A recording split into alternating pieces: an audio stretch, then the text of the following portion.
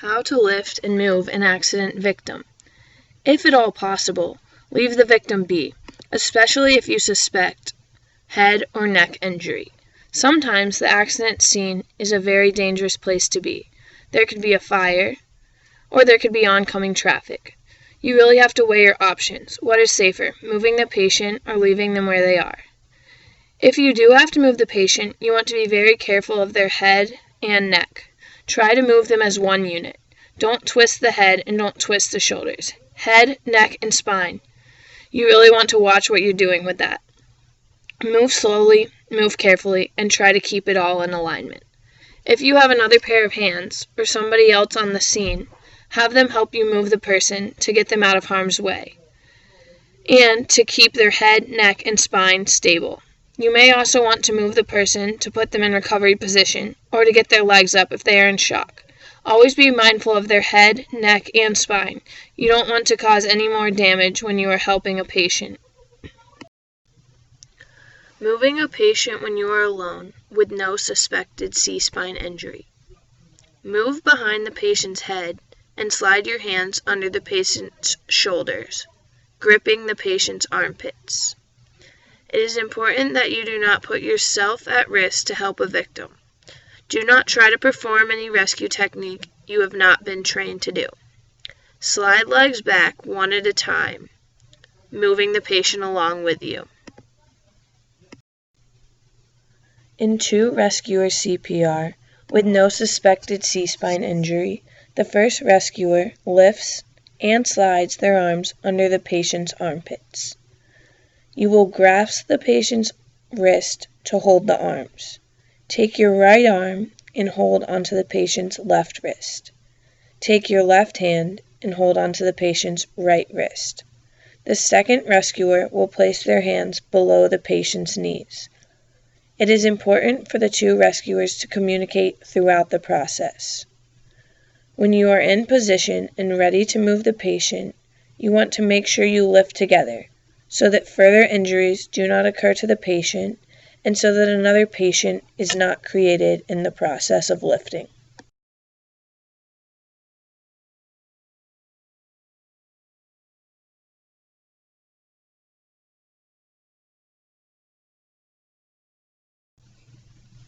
Patient carrying devices. A scoop stretcher can be used to move patients who are lying on the ground if you want to scoop them up from the ground, or the device can be used in environments that are tight or have limited access. The board can be broken apart and placed underneath the patient. Then the board is locked together so that you can move the patient. A backboard or long spine board has multiple applications. It can be placed underneath the patient to move the patient to a safer area. It is also used to help stabilize patients with neck and back injuries. The Stokes basket can be used in an outside environment or an inside environment where you need the patient packaged and securely fastened. It can be used with the long spine board or without it. The Stokes basket will assist you when you have multiple providers to help move the patient.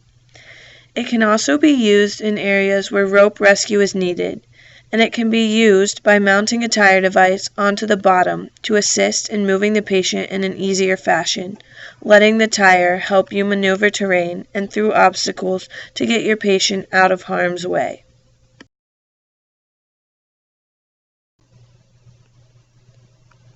The next clip demonstrates how to place a patient with a neck or back injury on a long spine board. It is best when there are 3 rescuers in order to have a safe moving operation of the patient. The first thing that is done is a C-collar is placed on the patient. Then, the patient is rolled using good lifting and moving techniques. One rescuer continues to stabilize the patient's head and neck, while the 2 other rescuers roll the patient.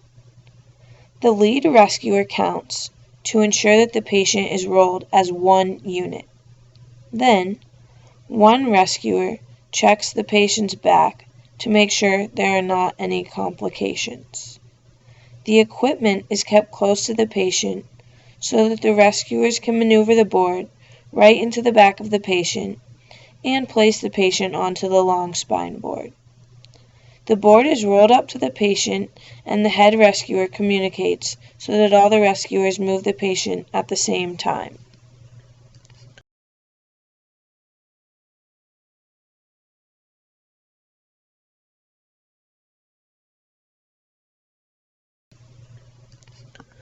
Once the patient is in the correct position on the long spine board, spider straps are used as securing devices to ensure the patient is safe on the long board. 2 rescuers secure the patient to the board, while 1 rescuer continues to stabilize the head and watch the patient's face and eyes.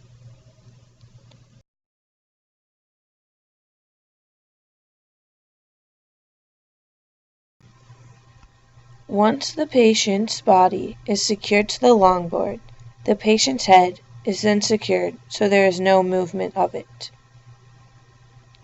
Once the patient is secured to the longboard, both body and head, the rescuers use the proper lifting technique to move the patient.